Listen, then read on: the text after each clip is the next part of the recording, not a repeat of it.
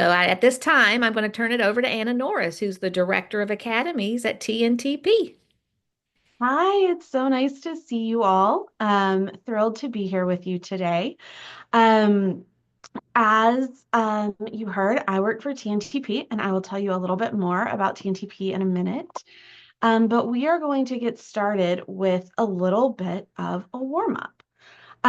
So I'm going to read this to you, and then you can think about it and drop your thoughts in the chat. So a district has adopted a strong Tier 1 literacy curriculum and has made improving literacy a major priority for the year.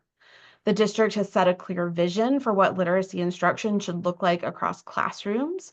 District leaders talk about the vision frequently, and most building leaders could tell you exactly what the vision is. But by the end of the year, literacy instruction and student outcomes have not improved.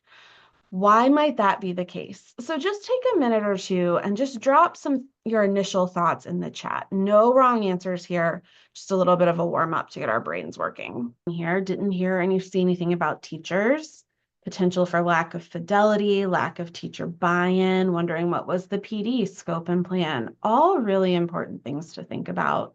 Lack of monitoring, absolutely. So love where your brains are going here. If you have some last thoughts, go ahead and drop those in here.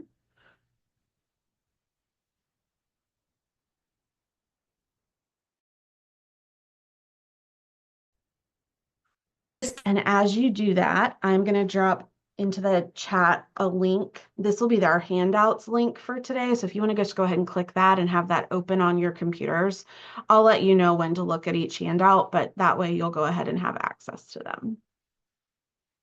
So as we begin, let me first tell you a little bit about TNTP, and we're going to come back to this warm up in a little while. So TNTP is a national nonprofit who believes that all young people should be equipped to access multiple pathways to academic, economic, and social mobility, and ultimately thrive in life, careers, and democracy. And this is our North Star statement. This is what all of our work drives toward.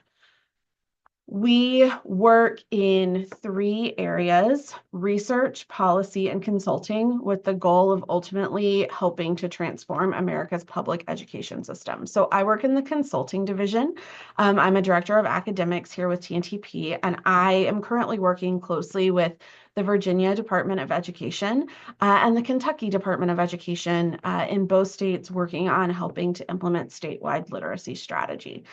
So lots of experience here as we dig into academic strategy, thinking about how we can make sure we're creating coherent strategies across our divisions and our states to create better experiences for students.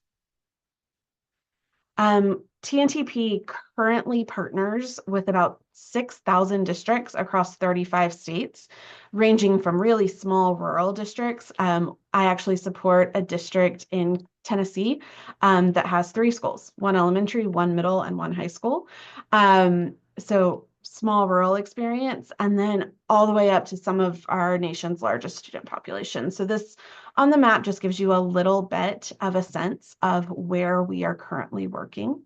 I also just wanted to take a moment to introduce my colleague who is on the call with us.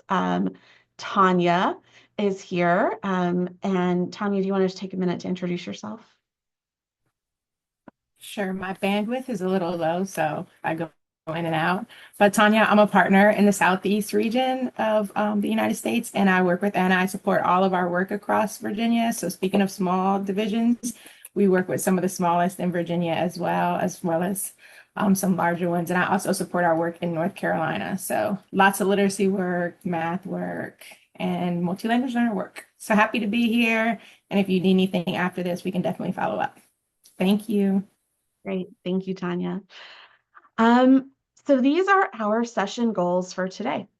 So we're going to think a little bit about the importance of strategic coherence in achieving our instructional priorities, and we'll talk about what that means.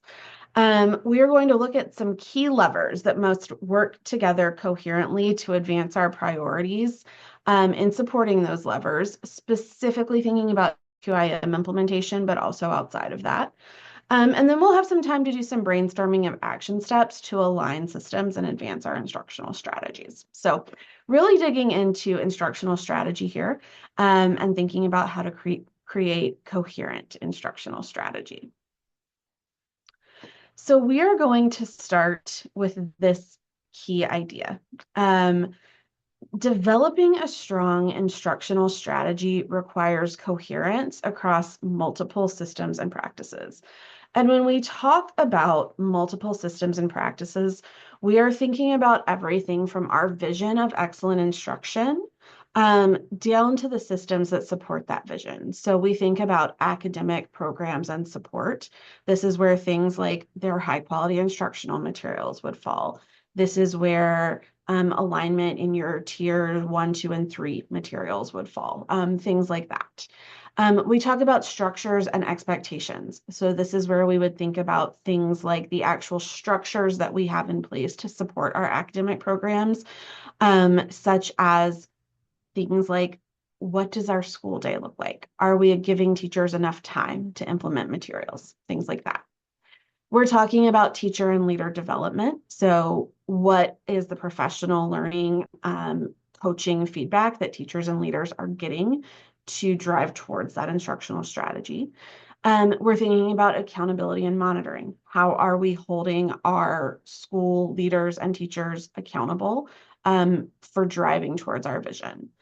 And then sort of mirroring all of this or supporting all of this, or making sure that we have clear roles and responsibilities in place to realize our shared vision.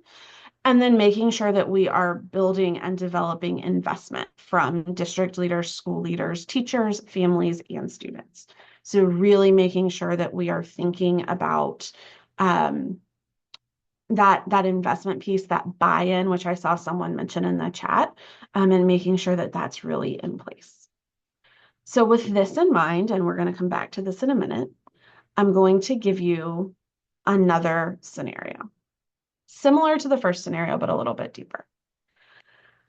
So a district superintendent looks at summative reading data and is disheartened. Students are struggling. She purchases a strong tier 1 curriculum for the district and sets a clear and bold vision, for what she expects literacy instruction to look like. The new curriculum arrives a month after school starts, and teachers must start using it after receiving a 1-hour virtual training from the curriculum vendor, at which point school leaders are attending it. School leaders share the district literacy vision with teachers, but never follow up. There is no system for monitoring progress toward the vision. Classroom walkthroughs focus on whether standards and learning objectives are on the board. And at the mid-year, the superintendent begins to focus principal meetings on math instead of literacy. The superintendent visits some literacy classrooms in January and is surprised to see that only half the classrooms are using the new literacy materials and that most teachers aren't using them particularly well. So 2 questions for you to consider, and we're going to discuss. So in this scenario, where do you see evidence of an incoherent literacy strategy? And what are the effects? How must teachers and leaders feel? So you are welcome to come off mute and share. You are also welcome to drop thoughts in the chat, but would love to just hear from you a little bit in this scenario, your thoughts on these 2 questions that are in red on the screen.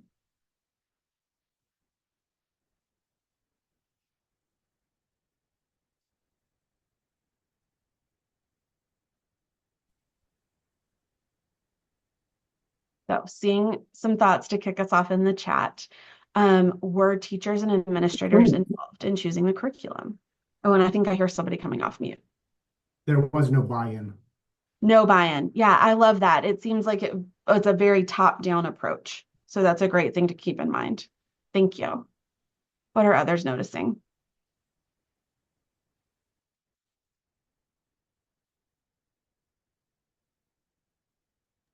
I'll go again. I think the superintendent just assumed that everyone would see the need and join the party. And there, again, it goes back to buy-in. I don't think they really explained to the teachers what the goal was, the end goal was.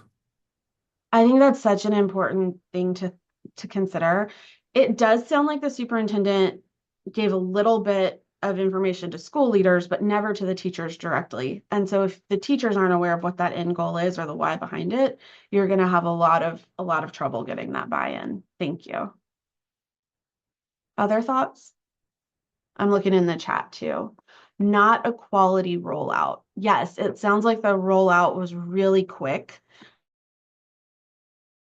Started, and sometimes circumstantially that happens, but it was very quick and teachers didn't receive a ton of training.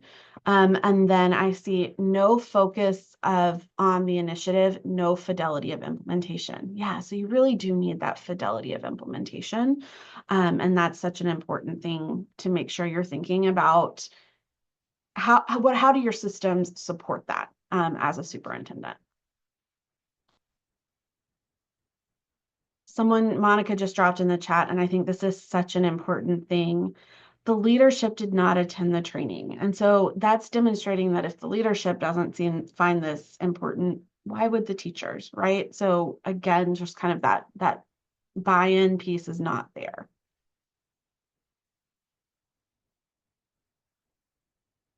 All right, I'm going to drop into the chat for you a link to a handout, and this is in that Google Drive I shared earlier, but this will take you directly to this handout. So there are several levers that must work together to improve student learning outcomes that help us create this academic strategy. So I'm going to ask you to go ahead and take a few minutes to review the overview of these levers that I just dropped in the chat. So, all right, that was about 4 minutes. So I'm going to go ahead and ask us to come on back and turn our video on. I'll give us a moment to do that.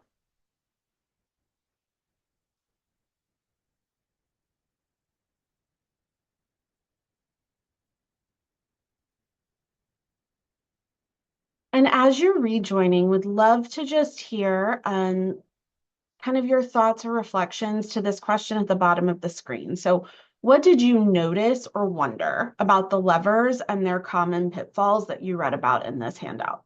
Did anything surprise you? Did anything make you think? Would love to just hear any sort of reactions or reflections. What I think is interesting is these four levers are very similar to the four levers in the in Virginia's. So schools that are in improvement are required to create what's called a comprehensive school support plan, and divisions also have a similar plan that they have to create. And when you look at these four levers here, they're very similar to the levers that the VDOE has identified to provide structure, and support in those schools where it's needed. Yeah, and I think that's such a great thing to call out because we know that schools who need additional support sure need these sort of levers, right? But what we found in our work is that actually any instructional strategy or instructional priority needs attention to these levers in order to see success with that priority. And so I love that you're seeing that alignment there because I think that makes a ton of sense. And to prevent and to keep from having to get into improvement. Yes, absolutely. Being proactive, right? What did others notice? Um, and yes, in terms of pitfalls, I see William has added lack of clarity around roles, investment, and instructional preparation. So all of these are such critical things to keep in mind as you are thinking about an instructional priority. So now we're going to give you the opportunity to actually apply this to an instructional priority for your division. So I want you to take just 10 to 15 seconds and think about an instructional priority that you have for your division. And you can drop that in the chat if you want to, or you can just think of it in your mind. And what I'm going to do is I'm going to put you in breakout rooms so that you're in smaller groups, and you're going to have about 6 to 7 minutes in those breakout rooms to discuss how can you apply these levers that you've just read about in the handout to your instructional priority in order to increase your district's ability to achieve that priority. Right. So it looks like we are back. So would love to hear if anyone would like to share out one of the priorities they discussed in their small group, or any really helpful information that came out of your discussion.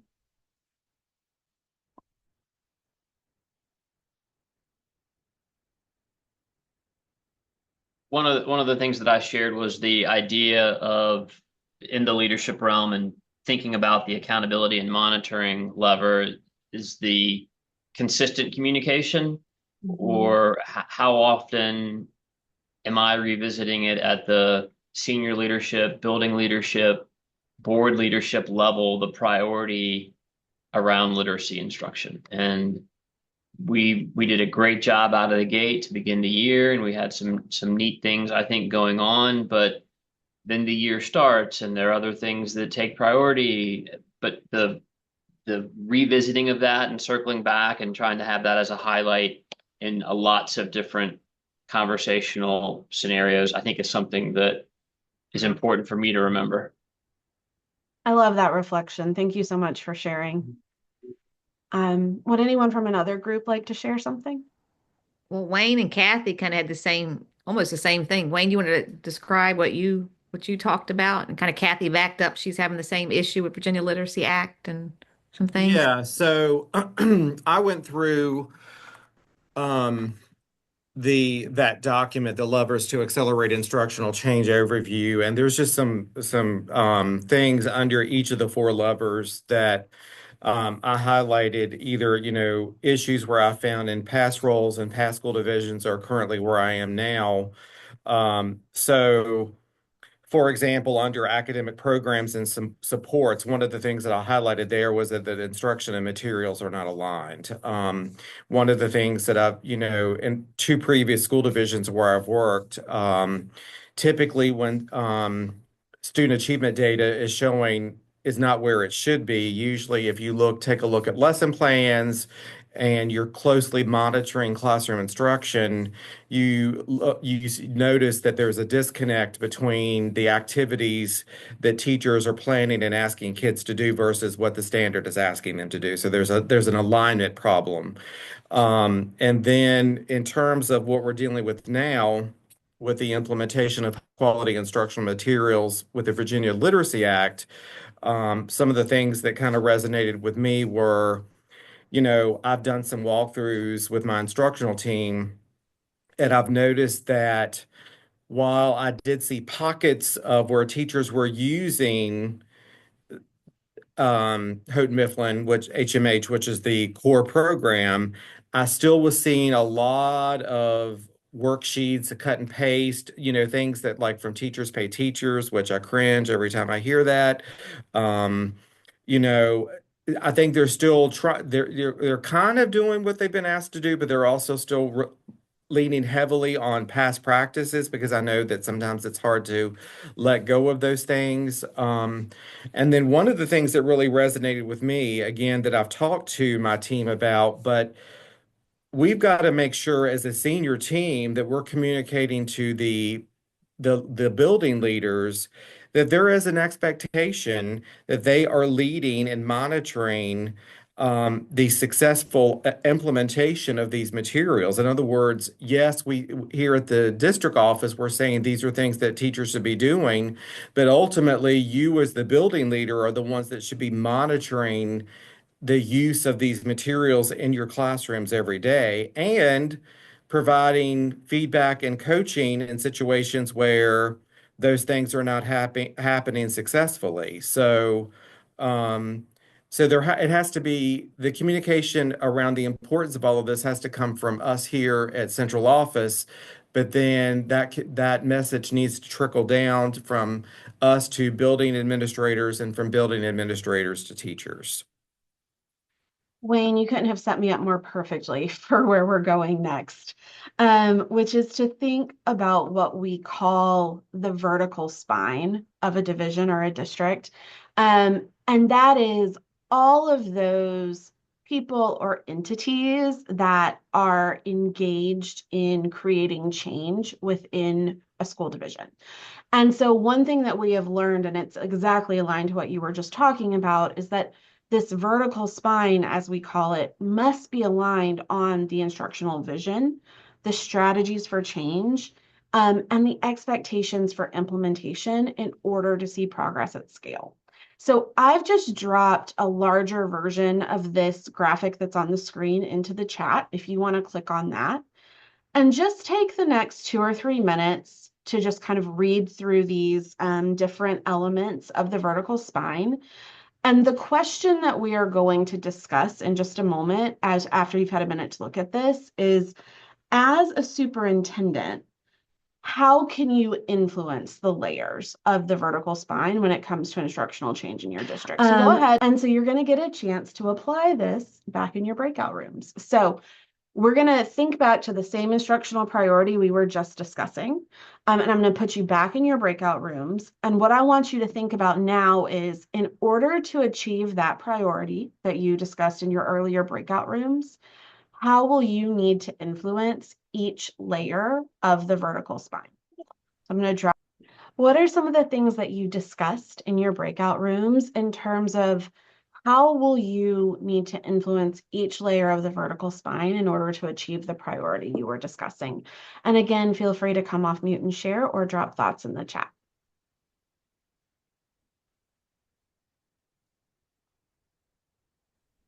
Well, we were talking about all 6 of these areas. And I think where I had to do the most learning, I would say, early on was in the student outcome and achievement. The last 14 years, I ran a private school in Florida after coming out of public education, and we used the Iowa test. And so what I had to learn to do was how to break that test down into all of the testing components as of why a kid could or couldn't succeed at certain areas. And I struggled with that. And what I had to do was sit in professional development at a table with teachers who also struggled with it. And admit that I don't know it either, but we're going to learn this together. And I had a person who was leading it, and I brought an outside agency in to actually explain it all. But I think at some point you just have to get in with the the stakeholders and say, hey, I'm no smarter than this than you are, but we're going to do this right. So that's kind of my mission. I didn't want to necessarily say I'm a bad person here, but I think you got to get down to the table and you got to participate with them. And I think that's such an important way to influence is to show that you're doing that learning right alongside. Thank you for sharing that. Anyone else?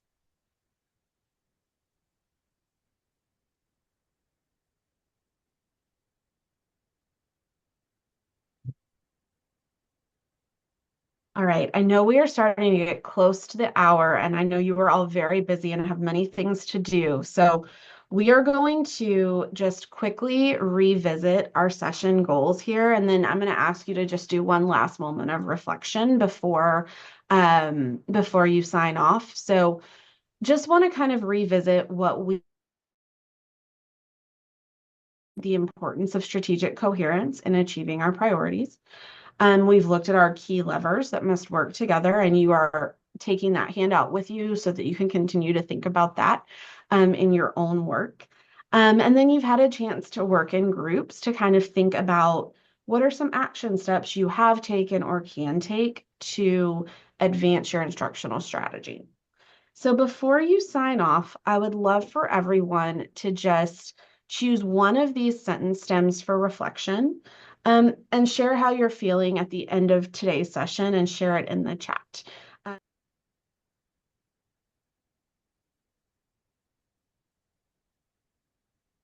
As you add those to the chat, I just want to share one more resource with you, which is just a one-pager. I just dropped that in the chat for you. It tells you a little bit more about TNTP's work supporting HQIM implementation in Virginia. So if you're interested in learning more about that, take a look at that one-pager and feel free to reach out to us. My information is on the screen. Tanya's information is on the one-pager, but would love to talk more about how we can support you as you continue to do this really deep work of improving instruction.